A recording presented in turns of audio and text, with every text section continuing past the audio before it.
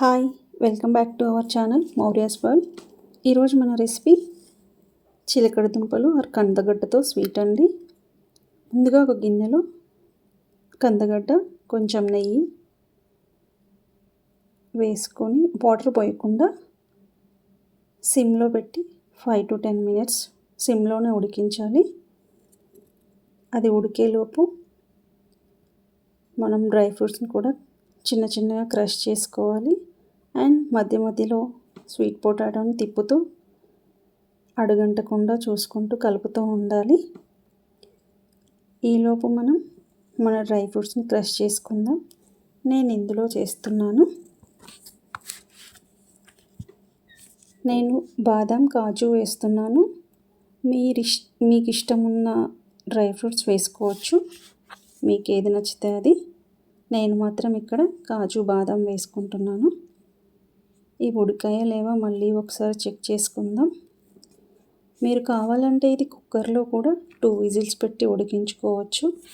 కుక్కర్లో అడుగంటుతుంది అని మాడిపోతుందని భయపడేవాళ్ళు ఇలా గిన్నెలో చేసుకోవచ్చు. ఇది ఉడికిపోయిందండి. ఇప్పుడు ఇది తొక్క తీసేసి మెత్తగా స్మాష్ చేసుకోవాలి.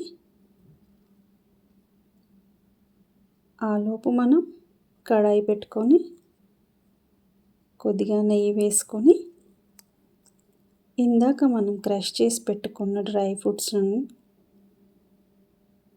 ఇందులో వేసి ఫ్రై చేసుకోవాలండి. సిమ్లో పెట్టి రోస్ట్ చేసుకోవాలి రెడ్గా. డ్రై ఫ్రూట్స్ వేసాను, ఇది కలుపుతూ ఉండాలి. మనం ఉడికించిన కందగడ్డని మెత్తగా స్మాష్ చేసుకుందాం. గడ్డలుగా లేకుండా చాలా మెత్తగా స్మాష్ చేసుకోవాలి, అప్పుడే ఇది చాలా బాగుంటుంది. ఈ స్వీట్స్ శివుడికి చాలా ఇష్టం అంటారు. మా సైడ్ శివరాత్రికి కందగడ్డని కంపల్సరీగా శివుడికి నైవేద్యంగా పెడతారు.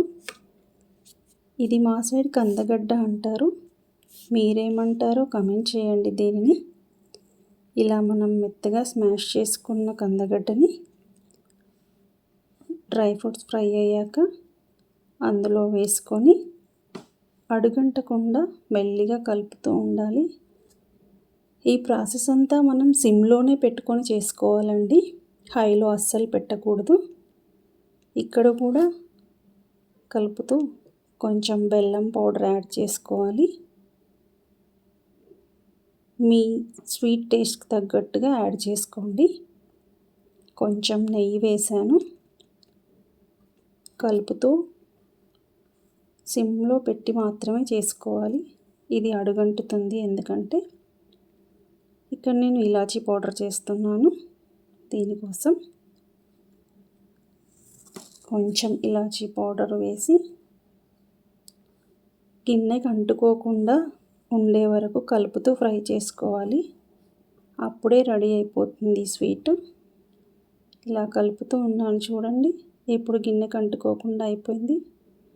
మన స్వీట్ పొటాటో రెసిపీ రెడీ అండి. ఇప్పుడు ఎలా ఉందో మీరు కూడా ట్రై చేసి చెప్పండి. Bye bye.